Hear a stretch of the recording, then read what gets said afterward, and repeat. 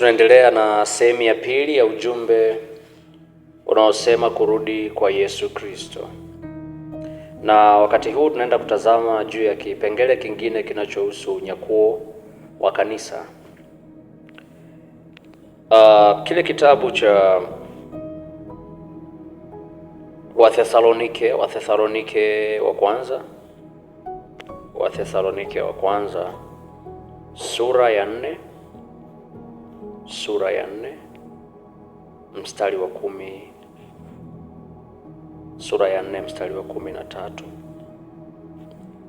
hadi mstari wa 17.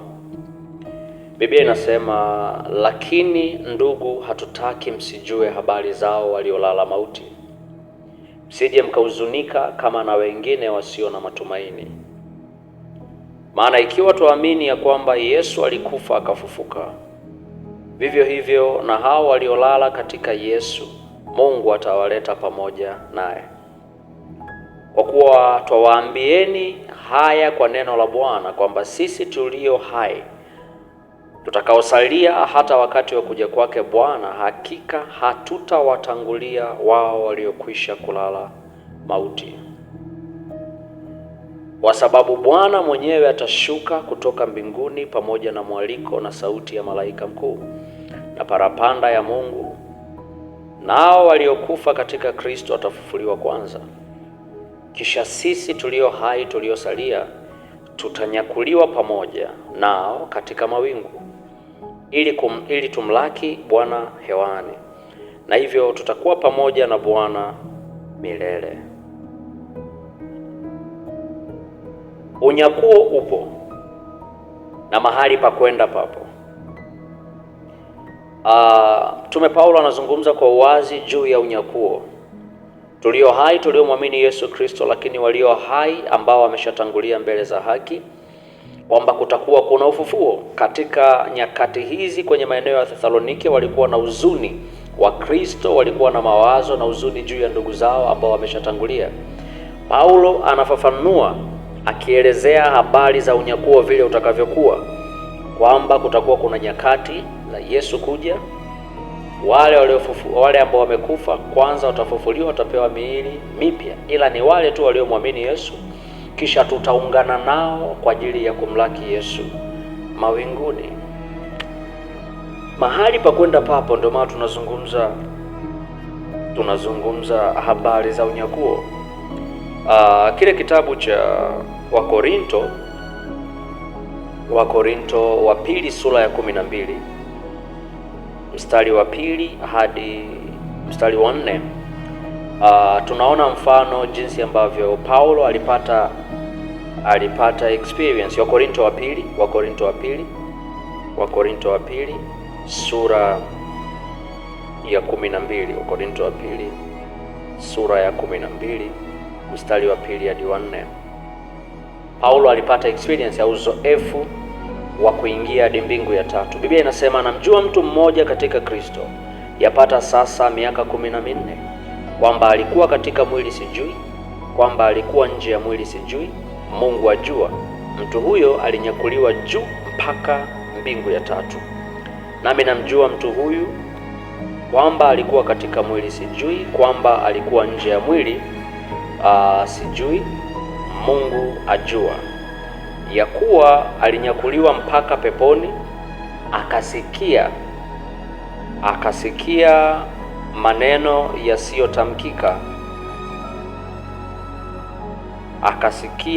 yasiyotamkika, ambayo haijuzi mwanadamu ayanene.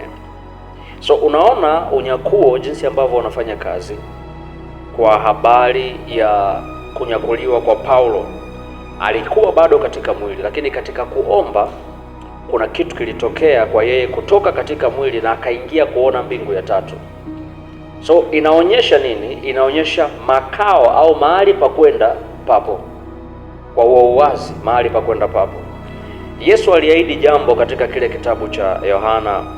Aliahidi kuhusu makao au makazi kwenye kitabu cha Injili ya Yohana sura ya 14. Injili ya Yohana sura ya 14 mstari wa 1 hadi mstari wa 9. Biblia inasema msifadhaike mioyoni mwenu, mnamwamini Mungu, niaminini na mimi. Nyumbani mwa Baba yangu mna makao mengi, kama sivyo ningaliwaambia, maana naenda kuwaandalia makao. Basi mimi nikienda na kuwaandalia mahali, nitakuja tena niwakaribishe kwangu, ili nilipo mimi nanyi mwepo, nami niendako mwaijua njia. Tomaso akamwambia, Bwana, sisi hatujui uendako, nasi twaijuaje njia? Yesu akamwambia, mimi ndimi njia na kweli na uzima. Mtu haji kwa Baba ila kwa njia ya mimi. Kama mngalinijua mimi, mngalimjua na Baba. Tangu sasa mnamjua, tena mmemwona. Mstari wa 8, Filipo akamwambia, Bwana, utuonyeshe Baba, yatutosha. Yesu akamwambia, mimi nimekuwapo pamoja nanyi siku hizi zote.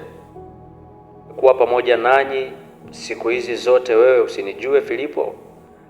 Aliyeniona mimi amemwona Baba. Basi wewe wasemaje, utuonyeshe Baba?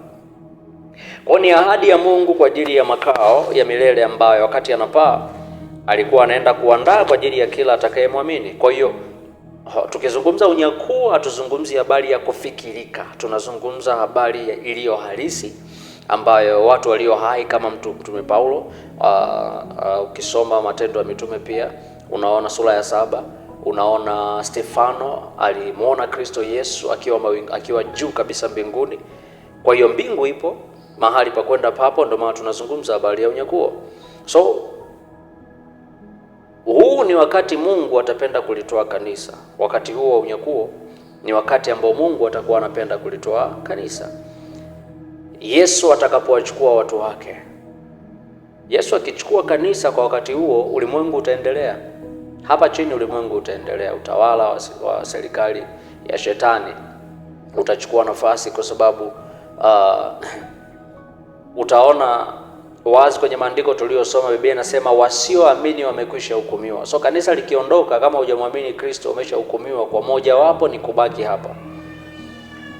Dunia itakosa Mungu, dunia itakosa lakini dunia itakuwa na majengo, lakini kanisa halisi ambao ni watu waliomwamini Yesu hawatakuwepo. Dunia itakosa wenye haki, dunia itajaa uovu, dunia itajaa uchafu, itajaa vitu ambavyo ni vya ovyo kabisa. Kwa unyakuo ni tendo la kudondoka kutoka duniani kwenda mbinguni.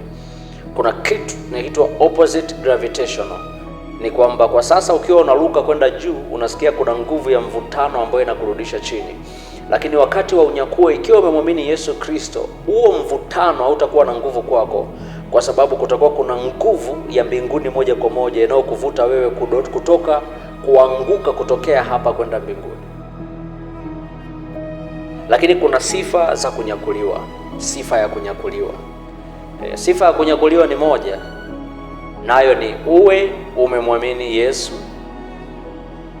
kama Bwana, kama Mwokozi wa maisha yako kibinafsi. Unajua kwa nini? Kwa sababu mtu mwema kabisa ataachwa kwa sababu ya sifa moja tu ya kutomwamini Yesu.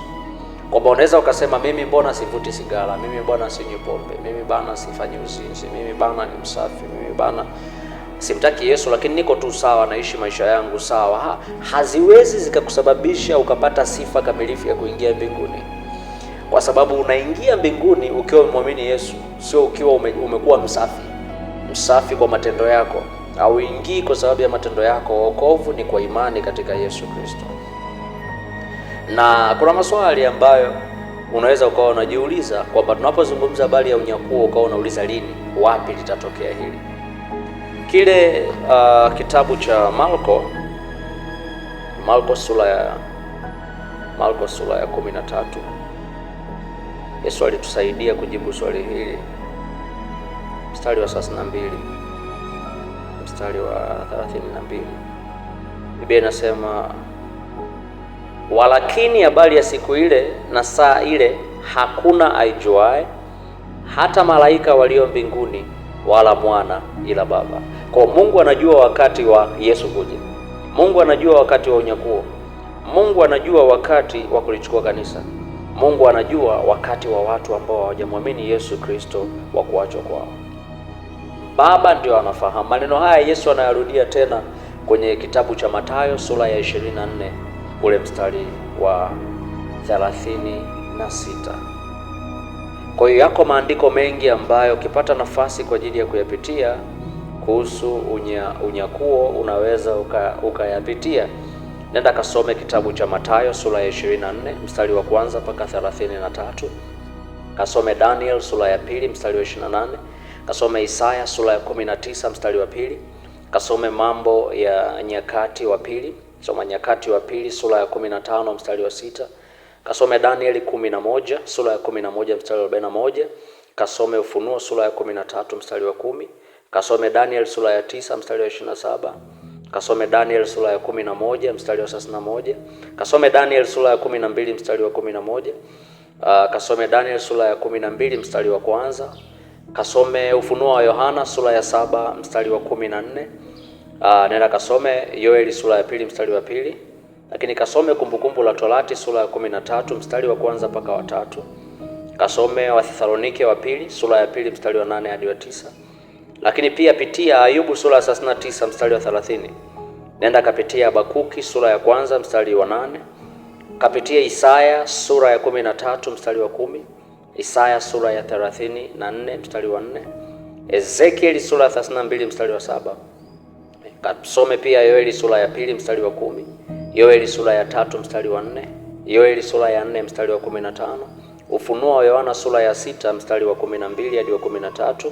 Petro wa pili sura ya 3 mstari wa 10. Lakini pia na Zekaria 12 mstari wa 10. Ufunuo wa Yohana sura ya kwanza mstari wa 7. Alafu wa Korinto wa kwanza pia inaelezea, Korinto wa kwanza sura ya 15 mstari wa 52. Na Ufunuo wa Yohana sura ya 8 mstari wa kwanza hadi wa pili. Isaya 27 mstari wa 13 na Zekaria sura ya 2 mstari ule wa 6. Maandiko haya yote yanazungumza habari ya unyakuo, na ukipitia maandiko haya kuna vitu vingi ambavyo unaweza ukajifunza na vikakusaidia. So tuangalie kidogo kuhusu madhara ya unyakuo. So watakaonyakuliwa watanyakuliwa bila taarifa. Kwa hiyo inaonyesha, kwa mfano, kama mtu alikuwa ni rubani hajamwamini Yesu Kristo, labda ni mwongozaji wa ndege, mwongozaji wa meli, dereva, daktari bingwa, askari, mitambo ya viwandani ambayo inategemea watu kuiendesha, yote itakosa watu wakati watu wananyakuliwa. Ikiwa anayeendesha ndege kamwamini Yesu na ghafla rubani amechukuliwa, inamaanisha kutakuwa kuna ajali. Kutakuwa kuna ajali za meli, kutakuwa kuna ajali za magari, kutakuwa kuna watu wanafanywa operation, alafu daktari anachukuliwa, kuna watu watapoteza maisha yao kwa sababu hakuna msaada. Mitambo ya viwandani, milipuko ya mahali tofauti tofauti itatokea. Kwa sababu gani? Kwa sababu watu watakuwa wameondoka bila taarifa. Ghafla hawataonekana, watasababisha madhara katika nafasi walizoziacha. Watasababisha madhara. Biblia inasema, Yesu anasema katika Mathayo sura ya 13 kwamba mwana atatuma malaika wake. Malaika watatumwa kufufua miili na kuwapa wateule miili ya watakatifu, miili ya utukufu. Kwa tendo la malaika kushuka litakuwa la haraka sana na litasababisha matengano yasiyoelezeka. Ukisoma kitabu cha Mathayo sura 25 mstari wa 31 hadi 34, Yesu anaelezea vizuri kabisa juu ya matengano vile ambavyo yatatokea. Sura ya 25 mstari wa 31 hadi 34. Hapo atakapokuja mwana wa Adamu katika utukufu wake na malaika watakatifu wote pamoja naye, ndipo atakapoketi katika kiti cha utukufu wake, na mataifa wote watakusanyika mbele zake. Atawabagua kama vile mchungaji anavyobaguavyo kondoo na mbuzi. Atawaweka mkono wake wa kuume na mbuzi ataweka mkono wa kushoto. Kwa kondoo atakuwa mkono wa kulia, mbuzi atakuwa mkono wa kushoto. Kisha mfalme atawaambia wale walio mkono wake wa kuume, njooni mliobarikiwa na Baba yangu, urithini ufalme mliowekewa tayari tangu kuumbwa ulimwengu. So huu utakuwa ni ufufuo wa kwanza. Unaona hali ya ubaguzi kati ya kondoo na mbuzi. Kondoo watu waliomwamini Yesu, mbuzi watu ambao hawajamwamini Yesu. Huu unaitwa ufufuo wa kwanza. Baadaye katika sehemu ya 3 tutazungumza juu ya ufufuo sana sana. Mungu akubariki kwa wakati huu. Endelea kufuatilia sehemu ya 3 ya ujumbe kuhusu ufufuo.